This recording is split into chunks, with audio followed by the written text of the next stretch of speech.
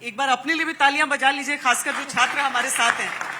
सुबह सुबह 8 बजे से आप सब हैं और मैं देख रही हूं कि मतलब जिस सत्र में जो बात हो रही है उस पर सही जगह पर ताली और सही जगह पर आश्चर्य शब्द दिखे। जिसने सबसे ज्यादा किया है शायद उसने अकेले अपने लिए ताली बजाई है। बहुत बहुत आप सबका भी स्वागत है। और चूंकि आपके भोपाल की सांसद हैं साध्वी प्रज्ञा सिंह ठाकुर, तो हम जब यहां पर सवालों की शुरुआत करेंगे, आमतौर पर साध्वी जी से जब भी बात होती है तो किसी न किसी ऐसे मुद्दे को लेकर बात होती है जहां पर कोई विवाद उठता है। मैं उनके कार्यकाल से शुरुआत करना चाहती हूं। 5 साल होने को आ रहे हैं साध्वी जी भोपाल की सांसद रहते हुए, आपने क्या क्या काम किया है? जय श्री राम। वंदे वंदे वंदे। मैंने हर वो काम किया जो हमारे माननीय प्रधानमंत्री मोदी जी ने देश के लिए किया। केंद्र का नेतृत्व तो भोपाल में कर रही हूं, इसलिए प्रत्येक कार्य में मेरी सहभागिता है। जो भोपाल को माननीय प्रधानमंत्री मोदी जी की देन है, वो प्रत्येक कार्य में मेरा सहयोग है। जो राज्य सरकार में मैं भोपाल की सांसद हूं, इसलिए राज्य सरकार जो कार्य करती है उसमें सांसद होने के नाते मेरा सहभाग है।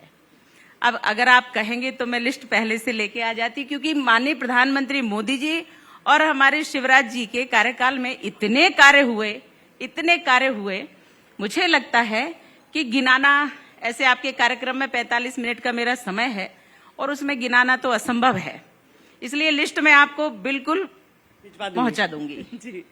और एक अपेक्षा लोगों की मेरे से थी, जब मैं चुनाव लड़ी, एक महिलाओं को बहुत ज्यादा अपेक्षा थी और लोगों को ये लगता था कि अगर साध्वी जी आई तो मुझे न्याय मिलेगा।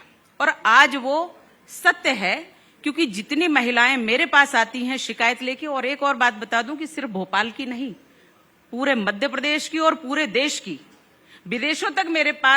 विदेशों से भी मेरे पास मेल आते हैं और वो भी अपेक्षा करते कि मुझे भी न्याय दिलाइए। कोरोना के समय मैंने बहुत बच्चों को विदेशों से अपने भोपाल में बुलाया, अपने प्रदेश में बुलाया और देश के कई प्रदेशों में मैंने बुलाया, पूरी कार्यवाही करके। मैंने ये उस समय विचार नहीं किया कि मैं सिर्फ भोपाल की सांसद हूं, और इस निमित्त मैंने पूरा कार्य किया और लोगों को बुलाया। बड़ा सहयोग माननीय प्रधानमंत्री मोदी जी के कार्यकाल में रहा और बच्चे आए वापस अपने अपने स्थान पर, अपने अपने घर पे। दूसरी बात कि जब जो लव जिहाद चलता है, उस लव जिहाद में जितनी लड़कियां फंसती, जितनी महिलाएं फंसती, एक कोई सेक्स टॉर्शन करके बोलते हैं, उसमें तो मेरे ही पास कॉल आ गया, मेरा ही वीडियो बना के उनने सामने डाल दिया। और ये मैं बहुत जल्दी में बता रही हूं आपको कि मेरा ही वीडियो उन्होंने डाला। मेरा रात को 1:30 से 2:30 बजे तक पूरी कंप्लेंट की उनकी। कब की बात थी सर? मैंने केस किया यहाँ भोपाल में, लगभग आज से 4 महीने या 5 महीने हो गए होंगे। तो मैंने किया। यहाँ के पत्रकार, यहाँ के नहीं, कई जगह के नेताओं ने कहा साध्वी जी आपने ये क्या कर दिया, आपकी बदनामी हो जाएगी। मैंने कहा बदनामी उसकी हो जो करता है, जो गलत करता है। मेरा वीडियो गलत दिखा करके आप कह रहे हो मुझसे बात करिए। एक लड़की का, सुंदर सी लड़की का फोटो, दीदी प्लीज मुझसे बात करिए। मैंने कॉल किया, वहां से वीडियो कॉल आया तो मैंने ऑन किया तो उसमें गंदा सीन दिखा, और गंदा सीन दिखा तो मैंने तत्काल उसको बंद किया। ये है क्या, जानकारी नहीं। तुरंत पैसे मांगने लगे, अगले दिन पैसे मांगे। मैंने तो उसी समय कंप्लेंट कर दी। तुरंत उनकी कार्यवाही हो रही, और उस कार्यवाही में राजस्थान के एक गांव से जिसमें यही काम होता है, उन लोग पकड़े गए और अभी भी जेल में हैं। अच्छा। तो मैं समाज को वो न्याय दिलाती हूं जो अपेक्षा है लोगों की। लव जिहाद हो, भूमि के विवाद हो, मारपीट हो, पुलिस के केस हो, पुलिस वालों कंप्लेंट नहीं कर रहे, कहीं कुछ नहीं कर रहे, अन्याय हो रहा है उनके साथ, पैसे दे के लोगों ने कुछ कर लिया, आरोप नहीं लगा रही हूं, पर जो अभी तक चला आ रहा है कांग्रेस के समय से, वो सब जो नियत लोगों की बनी हुई है, वो नियत ही खराब होने के कारण ऐसा भी होता है। और उसमें मैं लोगों के साथ ईमानदारी से खड़ी रहती हूं। अगर बेईमानी का काम आता है मैं बिल्कुल नहीं करती। गाड़ियां पकड़ी जाती हैं, हेलमेट नहीं लगा पकड़ी जाएंगी, लाइसेंस नहीं है पकड़ी जाएंगी, मैं बिल्कुल सहयोग नहीं करती। मैं कह देती हूं अगर आप गलत हैं, आपके पास लाइसेंस नहीं है, आपके पास अगर वो नहीं है हेलमेट नहीं है या और कोई कारण है या गाड़ी के बिल्कुल ही कुछ पेपर नहीं है, आप जा रहे हैं और स्पीड हाई स्पीड में है, बिल्कुल मैं नहीं छुड़वाती गाड़ी। मैं कहती हूँ पुलिस वालों से बिल्कुल इनकी कार्यवाही करो, क्योंकि मैं अगर लाइसेंस नहीं है, हेलमेट नहीं है, आप आगे जाकर के किस खतरे में आ जाओगे, तो मैं आपकी मृत्यु का कारण भी हो सकती हूँ, दुर्घटना का कारण भी हो सकती हूँ। हेलमेट नहीं लगाए हैं, हो सकता है हमने गाड़ी छुड़वा दी, 100 मीटर जाके आपका एक्सीडेंट हो जाता है, हो सकता है आपका सिर में चोट आए, हो सकता है आपके साथ और बड़ी दुर्घटना हो जाए।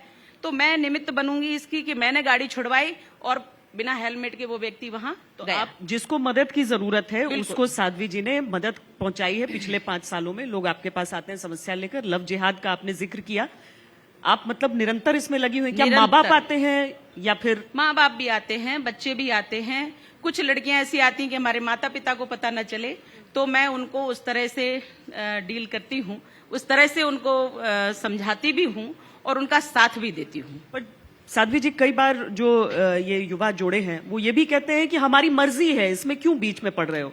एक बच्ची को आप लेके भी गई थी एक फिल्म दिखाने, बिल्कुल बिल्कुल, केरला स्टोरी, पर उसने शादी कर ली अपनी मर्जी मुताबिक। शादी तो नहीं की, एक्चुअली ये शादी नहीं होती। जो बच्चे 18 साल की भी नहीं 15 साल की थी, तब से उसको उस चक्कर में फंसा रखा था, आप कह पाएंगे कि उसका विवेकपूर्ण उम्र थी? वो नहीं।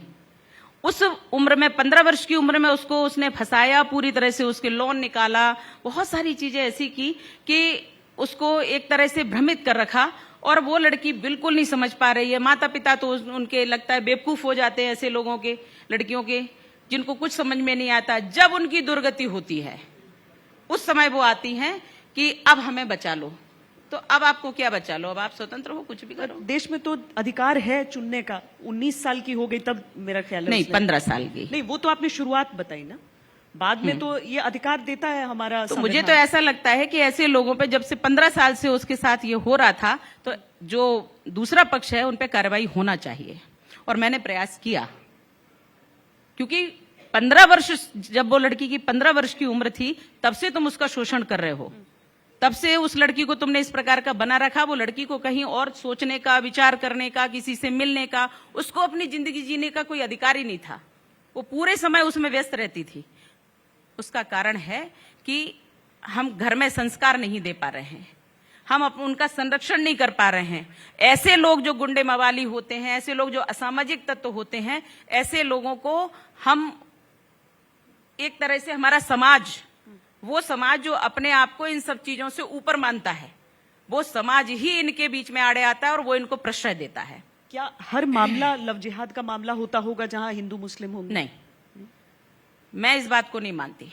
लव जिहाद उसे कहते हैं कि आप उसके साथ संवेदनापूर्ण व्यवहार से नहीं हैं, आप उसके साथ गलत मानसिकता से हैं। अगर आप छल कर रहे हैं उसके साथ तो बिल्कुल लव जिहाद है। लेकिन अगर आप प्यार करते हैं तो करिए ना। प्यार की परिभाषा वो होती है कि आप समर्पित होइए तो आप भी समर्पित होइए, ये प्यार की परिभाषा है। मैं जानती हूं इस बात को। मैं आपको बता दूं, कभी कभी कुछ चीजों को ऐसे ही ले लेना, मैं जानती हूं प्यार को, क्योंकि मैंने जब भगवान से प्यार किया तो अपने आप को सौंप दिया, और मैंने कभी परवाह नहीं की इस बात की कि अब मेरा क्या होगा। अब जो होगा वो करेगा और जो करना है वही करवाएगा। इसे कहते हैं प्यार। चलिए, अच्छी बात है कि आप हर जोड़े को उस तरीके से नहीं कह होना रही हैं। चाहिए। अगर मतलब अंतर धर्म का जो विवाह है, मतलब इंटर रिलीजन मैरिज, वो हो सकता है, सही भी होता है। जहां बरगलाया जाता है उसे आप लव जिहाद माता कहते हैं। पिता जी। का पूरा सहयोग, माता पिता पूरा विचार करके, और एक श्रेणी होती है, एक श्रेणी होती है, समझ में आता है। वो जो लड़का जिसकी आपने अभी बात की है, उसकी ऑलरेडी 2-3 लड़कियों के साथ गलत व्यवहार हो चुका है, तमाम सारे गलत वो कर चुके हैं। उस लड़की के साथ क्या न्याय? इसे लव जिहाद नहीं कहेंगे तो क्या कहेंगे? कितनी जिंदगियां उसने बर्बाद की, कितनी लड़कियों का उसने पूरा शोषण किया। क्या आप इसे लव जिहाद नहीं कहेंगे? मध्य प्रदेश चुनाव पर सबसे बड़ी पंचायत